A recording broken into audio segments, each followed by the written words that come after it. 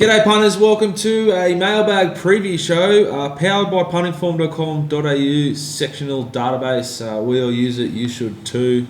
Betting with betfair.com.au. Betfair live tools outstanding for when you're in the cave in your ISO life like we are with our 1.5 metres of spacage. Betfair's an outstanding tool to watch where the market goes. It often dictates, all the smart money's there. And obviously, partner with Goat Beer, very enjoyable lager. Apparently we've got a question or a comment about us indulging in one or two beers for the 2 hours of a week that we're allowed to socialise for work reasons, as we're, what is it, essential workers? Essential work. So I just fear for where you're at mentally if your life is about writing a comment on a YouTube thing, which, as you can you tell, I don't read them or give a fuck what you think. If I want to have a beer with my mates, I'll have a beer with my mates. This show's sponsored by Mountain Goat Lager, and we love it. It's a great beer. You can see the river right there. Suck it straight out. One time, this was in there and was sucked out via a little garden hose. You know the ones like Scooty would have done it when you were back in Albury, just cutting up a little snippet, couple of hot ones with the boys. I'm going to just shoulder arms that, but if it's good enough for Jim Courier to jump in, it's good enough for me to drink. What do you reckon is cleaner? The river or the device which his cleaner ran into today? Now this is a man that lives by himself as far as his cleaner knows. He's cleaning his house. He's seen him with birds, so he thinks he's probably heterosexual. But like no bird lives there. Cleaner cleans the shower, what does he find?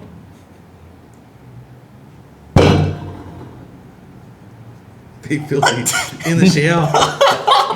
We walked in and the cleaner was cleaning. No, it's just, so the cleaner 100% thinks Scooty's not sweet. He has found this big monster dild. He might leave you a note, you never know. But scary times down there at Scooter HQ. Dan Andrews is giving the all clear for partners to visit. My girlfriend Alana came over last night. We had a bit of an incident. I wouldn't have said it. I didn't want Alana. I didn't want to talk about you. I just want to talk about you and your collection. Anyway, something dropped on the floor, rolled under the bed, and then I put that something into the shower to clean it at a later date. Got up to film Little Birdie, record Little Birdie. And you know that moment when you leave the house and you think, fuck, I forgot my keys, or I've done this, or I've left the light on, or the oven? Yeah, well, my aha moment was I've accidentally left the vibrator in the shower. So we come back after Little Birdie, the cleaner's there, and I remember I opened the door, the cleaner's there, and Jack's there. I'm like, holy fuck. You should have seen his face, eh? Oh, that's the best. Good segue into the Oaks. Yeah, big race day 2 of the championships. The championships up there in Sydney. The prize money's been slashed. Mr. Ugba League's been pinching prize money. He's been paying for the prize money by betting on sports. So we allege. It's been alleged. No sport. No sports betting. Therefore, no funding, which would make sense because no one goes to the races. They're not losing out massively there. That can't be their main stream of income, can it?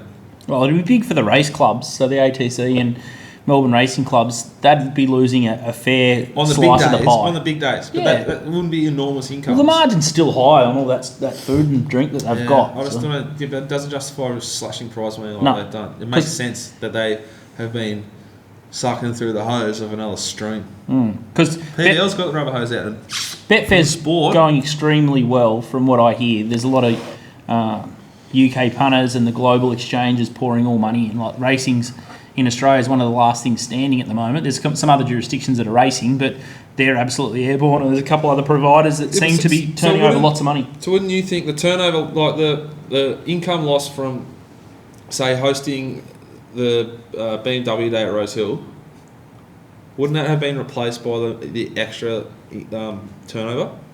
Yeah, there would be, but it'd be close, wouldn't it? Yeah, they'd be back on track and they'd recoup a lot of that sports money. But why have they had to slash funding then? Prize money. All the cream's gone, but I think the Tab's retail outlet, Tabcorp losing their retail outlet, that's like a sports bet, for example, completely shutting down and being out of the market. So all of a sudden, the whispers that I sort of hear is that if you've got vision attached to your website, you're still doing well. Or if you've got a really lean business model, which Betfair and TopSport and a couple others do, you'd be going well. But if you don't have the rights to display vision on your site, you'd be a bit quiet. And I guess BetEasy's got that, Tab's got it, but Tab's biggest strength has now become their weakness because retail outlets are now shut. And I guess race clubs around Australia, they're like retail outlets now because all of a sudden they're all shut as well. So it's a big dent in turnover there. And then once you compound, I guess, the racing turnover with pubs and tabs and all that sort of thing, and then you combine that with what's happening on course, there's just pressure everywhere, and the clamps are getting harder and harder. Scary times, eh? Well, yeah, like will racing bubble burst? Like it's Yeah, the prize money. Like what you'll see now is all the fat in everything in life will disappear, and that's normal like entertainment and extravagant things. And then it's the same for racing. Anywhere where there was poor spend before will be the first to get the non-essential spend. Yeah, and that's prize money is it, and you're seeing it through the sales. All of a sudden, there's like a 20% drop of what's happening up at the Easter sales. And we're one like unfortunate person catching COVID away from it all stopping anyway. So it's pretty scary. It is. But we're racing on Saturday. Yeah, we are racing on Saturday. At Randwick, Day 2 of the Championships. We're going to look at race 6, which is the Oaks. It's a Group 1 for 3-year-old fillies. It's over 2,400 metres. Peter, up will go your map and the synthetic hold. Yep. This race looks pretty boring, simple. You're either going to back Colette, I think, or you're not going to bet, or you find an angle with Probabile. Because she's going to beat everything that she beat last week. Yeah. I think the big gaping hole for me is the fact that Shout the Bar is...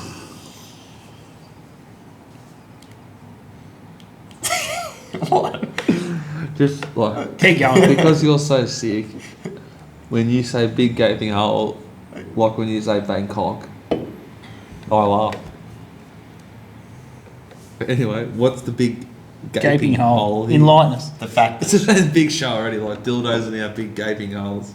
Shout the Bar is filling part of that big gaping hole and is currently $4.40. I can't have that runner that price. Obviously, it will get towards the front and more than likely dictate the race as long as Dorothy Oz doesn't kick up or Quintessa, which were both ridden positive last start. Just based on the figures it's been able to record so far, it can't be the same price as Probabile, and it can't be that close in the market to Colette. I think Colette gets absolutely every favour. It's just a perfect draw for G Boss to just sit there, be able to save some ground. He can put it forward to midfield, he can put it midfield, doesn't really matter. Probabile's going to need a really good ride from 12. Will probably follow Shout the Bar across and settle maybe in front of Colette. If they're negative on Probabile, I can't see it turning the tables or being able to defeat that runner anyway. Colette just ticks every box there is, really. She looks really push button. I love the way she's like a little go-kart, the way she was ridden last start. Yeah. I can't see anything beating it. To come home with the three, well, not massive, but 3 negative splits off a proper early tempo last week makes it impossible, doesn't it, to pen her and go, I'm going to go with Probabile at not much of a spoil. Yeah. It's scary. Like first time to 2,000 metres, like most of those, but the further just looks like the bigger the gap will be. And that's the problem for me with the rest of the field coming up against Colette. Colette went 9.2 lengths fast to the 600 and still returned splits over the last 200 to suggest that it's going to get extra ground. But maybe the really soft runs and the ridiculously slow tempos that Probabile's had, could leave her just ready to explode here. Maybe. But I don't feel like I'm getting a good enough price to gamble on that side of it. It's just a question of, do you want to take the shorts or not? I think the odds at the moment are pretty decent. If you like betting and staying, I think she'll start like 240. Yeah. Yeah, and there's not much rain around either, so I don't have a worry her. She's done it on a good track, or she's looked really impressive on a good track, heavy track, good tempo, slow tempo. She looks pretty bomb-proof, Colette. All pressure's on now. Race 7, Pete, is the Sydney Cup, 3,200 and Does anyone want to have a statement about this race? I mean, I looked at it and I just thought, I don't like this on paper. I don't like any of the horses in terms of what they've been able to record data-wise. You've obviously got Young Rascal, who's had its first start in Australia and was dominant and strong through the line, but this is just a real garbage-looking race. And Yeah, I think it's just like a poor version of a Melbourne Cup. Like, there's only one sort of international that's probably going to be too good, but it's priced like, if it was a Melbourne Cup, that horse would be $7, and you'd want to have a look at it and have a bet. But I just think Muster here, like some case, but what sort of like 550? We took bigger odds last time. And Raheen House, you know, it obviously improved out of sight their last start, but that was a real brutal tempo. But what chances are that you're going to get the same tempo here and in a Sydney Cup? It could be anything from very slow to very fast. You just don't know. Anything's good. I thought this race really shitty. Yeah, I probably think that Australian Bloodstock have got the best sort of handle on the race. I'll have to go into it a little bit deeper to find a better angle. Mustard here looks the obvious. But it's 550. Yeah, and then I don't know. It was bigger odds last time, and it didn't win. Young Rascal probably need to again have a deeper look at that to then be very keen to sort of take sort of $2.50. I didn't mind Raheen House. Sort of started to burst through okay last start. You got Huey off for Avdullah. Avdullah seems to have turned the corner a bit. I think he might be on the up, Brenton. But yeah, like there's not much fat in the market at the moment. Nothing jumped off the page and said, "Oh, yeah, that's an over." Torturous, poisonous race to bet into. Yep, Race 8, the Queen Elizabeth Stakes over 2,000. Other Group 1 weight for age. A $2 million race now. Yep. Again, why are you laughing? Oh, it's just funny. Because we've got a Japanese horse, a Kiwi horse. The Jap is Danon Premium. We've got two Kiwis in Tiako Shark, Melody Bell, probably Very Elegant. Yep. Melbourne Cup winner, Vow and Declare. The Spruik horse that the non-betting clockers have found as Master of Wine. Big throw at stumps here. Can it win? I've got no interest in this. I've got zero interest. It's again, very thin market betting into. I'm sure there'll be some non-betters that are spruiking on their data or on what they've been able to watch overseas over the last 12 months or so and suggest that something's immoral. But I want to see them come out and actually stamp it and have a bet pre-race, because for me... Yeah, I think to like articulate what Pete's saying is there's going to be like 60 races on Saturday. And there's 59 or 58 other races where there's more information from which to make an opinion. There was a really good video if you want to have a look at the Japanese horse. I think the Twitter handle's at WHR, World Horse Racing, and it's Danon Premium winning in the Kinko show at Chuko. And he runs like a machine. He just looks like a mechanical horse. And there was that Waller horse, the Autumn Sun. When I saw, I guess, the action of that horse and how efficient he was, I sort of threw back to the Autumn Sun. I thought, I missed that horse, but he's at stud having a better time than all of us. And it's just good to see a horse of sort of that class. So I'd be respecting him with the drier track, just trying to look for an angle to have a bet. We are a betting show. I've heard Tiako Shark's had a setback. I've got a bet here. Tiako Shark's got a setback. I liked Adabadib. The Very Elegant form's very strong for this. Master of Wine is just doing big things against whoever he comes up against. I think it'll be a good spectacle to see him win. Fascinating if he can Yeah. They're not a yard to just have a crack at a race either. Yeah, I wouldn't want to lay him. I can see Pete's angle with Melody Bell. I'm not sure what to do with Vow and Declare. He was probably okay, like a pass mark, and then King's a Dream. Vow and Declare was as good as not Superstorm, the other one. Regal Power. That won the richer race on turf over the mile.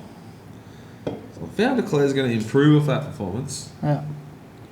Gets a softer run here. Well, I thought there was a case for it, small, but King's Dream is just like Big a price. nice each way, like in a really tricky race on a tricky card, to have like 0.25 by 0.75 the place at monster odds. If this horse is right and gets a good run, it'll run a huge race. Yep. It was sweet last week. Like they've gone out quick. He came home quick. He closed progressively better through the line. So 2000 looks ideal. He's an Australian Cup winner, which is as good a race as this is, I think. I'm a big fan of Josh Parr as well. I think he's a great jockey. So Yeah, and he's got barrier 11, so he doesn't have to overthink it. Like just jump, see where you lob. Just don't snick it too hard. I thought Kings Will Dream in a tricky race was really, really big odds. When you can make a case for half this race. Anything else? No interest. Pistol, you just adamant no interest. Yeah, Master of Wine's a tricky one. He's been flattered with the really wet tracks the last couple of starts. That's the only asterisk on Master of Wine. What does it do to him, I guess, from a handicap situation for races further down the track, like the Caulfield Cup and the Melbourne Cup? If he comes out and wins that race, he's sort of pigeonholed into weight for age races. Then it blows he can't get in lightly if you go and win in a Queen Elizabeth, can you? Yeah, but like Master of Wine's peak figure in the last 3 runs is a 7.7 above the punting form all over its benchmark. Over its life is a 9.9. And yes, it's young, it's got upside, but it's got to get there. Going past sort of like 13 is Group 1 figures. So in this race, Very Elegant, yes. Melody Bell, yes. Melody Bell's over 2,000 metres at Flemington. It's run a 14.8. That's big. That's why Pete's with it, I'm sure of. Colding's got a big figure. It's at a mile. Kingswood Dream's biggest figures at a mile, but it's got plenty of big figures because it's running lots of really good races. It was like well backed in Cox Plates, which is a better race than this. Like it's got a shorter SP profile on a Cox Plate probably than it does in this race. When it's all it's done is just get back and hit the line in unsuitable races so far as preparation. Well, if you take out 2 starts here, I think every run so far this prep's been really, really good. So yeah, I just think I would never back Master of Wine, but like Scoot said, I wouldn't want to lay it. I think the biggest query for me in this race is that if Galo Chop more than likely leads this event, which I would have to say you would with... There was a little bit of lead in the pencil for you with Gaelic Chieftain last week. I'm talking about Galo Chop. This was last week, wasn't No, it? That was Chieftain. Gaelic Chieftain. That was Gaelic Chieftain. I got them mixed up. No. They're both ex. But like, if Galo Chop leads this, his most recent, I think it's been since 2018, he's actually led a field that's been fast for the class. So if he gets to the front and dictates this race, I think that takes Danon Premium and Adib, takes both of their best assets out of the equation, and it just becomes a complete free-for-all over who can out-sprint over the last 600, 800. Too many queries. It's not a betting race for me. If you like something at $3, $4, you'll find better $3, $4 shots over the space of a year than this race. That's a good, yeah. Race 9, the Coolmore Legacy Stakes over the mile, Group 1, weight for age for fillies and mares. I love these races, but I find it difficult to make a decision in. What do you got, Scooty? Yeah, tricky one. Not sure what to do with Funstar. Shane Baker wrote a pretty good article on Funstar. So if you look at the punting form handle or the mailbag handle, articulate. Very articulate. So if you want to figure out what happened to her last start, we didn't really learn much from that other than the fact that they probably went a little bit too slow. So he's got another interesting ride here, James McDonald from 13. I think she'll drift from the market price now. I think it's about $2.90 or $3. I will wait and see on that price. I'd need to get sort of $4 to play her. I'm sort of confused. The more I sort of go into this race, the more I don't really want to bet into it. But I thought Delectation Girl's a horse that's going a little bit better than what the market sort of suggests. I think 50 to 1's really big price for her. Comes out of the Emancipation with Amangiri and Noir, really good runs in that race. I think she'll be really, really suited with a little bit more moisture out of the track. So yeah, she races best on a good track. So what do you do with Elise? Cast. I've been off her for quite some time.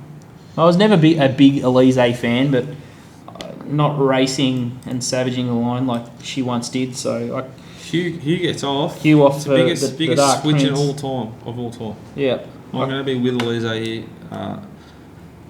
it's been given absolutely none at every start. It's got a huge peak figure if sweet. It's worth a stack. If it wasn't right, it wouldn't be racing. Like, this is a bloke who has a lot of money. Who? The father of the year. So if he wants to, like, he doesn't need to race this horse for the prize money. He's racing because it's going to be competitive. The Sheik. Yeah. So I'm happy to think the horse is right. I love Glyn getting on. I think it's huge odds and I think it can win.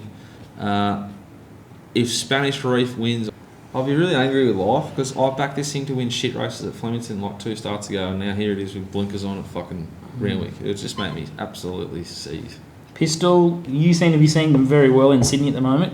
Provide some clarity and just make life easy for us. Who do you like here? I'm seeing things good enough that they'll run second, third and fourth. But I think this race really sets up well for those horses on speed. You've got Miss Sisker and Sweet Deal both drawn inside. They were conservative with Sweet Deal last start, probably with a query over it getting a strong 1600. I expect they'll just sit in the coffin again. Outside of those two, there's really nothing else with great early speed with an inside to mid-gate. So then you get horses like Positive Peace and Amangiri coming across, Conte Partilo as well. I think Amangiri and Conte Partiro in particular have exposed form, good figures on wet tracks, even if it is a little bit soft. But they've both got really good, strong personal bests in this distance range. I think they'll both be on speed and at double figures. You can just have a play on both of those. Fun Star from gate 12. A decision has to be made early. And it's a really tricky position. I don't think you want to be sitting too far wide on this track. On Saturday, I'm expecting probably the first 4 or 5 lanes in the straight to be more dominant than those outside. And if that's the case, I'm just drawing a line across horses that might be sitting wide and run. I think if you take her on, the race is really bettable. Yeah, I agree. Delectation Girls splits have been outstanding. I just don't know where Jason Collett's going to put the horse from gate 13. I suspect he'll be back second last, third last, and needing a whole heap of luck from there. So for me, Conte Partiro, Amangiri, worth just having something on both of those gallopers at double figure prices. All over it. I am with Elise each way. Pete's just tipped his 2. Did you have a bet in this race? I sort of thought Delectation Girls are big odds. Maybe she's a better place bet than anything else. Alright, so best bets at Randwick. Mine's race 6, number 4, Colette, G-Boss, 340. Bet. Valley can be Elise in the Cornwall. I'm race 5, Cosmic Force. It's got a really strong SP over a lot of its rivals. It wasn't suited at all their last start in the Galaxy. As Rob Scurry refers to it, the hunk. I think the hunk will come out and finally put his best foot forward and obliterate a field. So for me, Cosmic Force. Yeah, I'd probably say in the Percy Sykes in race 4 would be my best away game. Ignore the fact that it came off a higher SP. I thought it was the wrong price. Unlucky not to win the slipper. Great run. It's done barely anything wrong, and they wouldn't be continuing with this horse if it wasn't 100%. Monteiro just keeps going. Race 4, number 2, away game. G-Boss, 360. We're tipping Bossy to ride a few winners. Yeah, he could be a good bet in the Jockey Challenge. I hear Betfair. Another horse that I was just... You're very extreme today, aren't you, Jack? If Vangelic wins race 4, I won't be sweet mentally. I'd probably think my lay of the day... It'll just drift. It's probably a lay to back if you're interested. I think Funstar will drift. People will take it on, but it might win. So you could be able to trade out in the run on Betfair, but you could just lay it early and then get a price a bit later on. You stole my thunder, Pete. I just think the price on Shout the Bar's wrong, so I'm not sure I'll be able to lay it at, say, that $4.40 quote, but if for whatever reason it's still there sitting under 5s, I'll probably put in a few lays and play just to... I agree with both, actually. That makes good sense. Just SP profile, it can be laid. Yeah. I know Pete's been a bit keen on Amangiri. If Amangiri was trained by Gay Waterhouse, I'd say it would be close to a $16 or $17 moral. It looks just a perfect Gay Waterhouse style setup, but it's trained by Team Hawks. I think the key difference this time around, I picked this up on Pathways, is that it's had 2 trials this time. So So usually it's a good third up horse, but I think 2 trials, second up, with Avdallah jumping on board for Tommy Berry, who's, if I've got a weakness of Berry's, it's sitting forward on horses and dictating in a speed. Right. I think Brenton jumping on is really going to be suitable for that galloper. Right, that's a Royal Sydney Randwick track. Day 2 Championships, Hogba League done and dusted. We'll see it in it.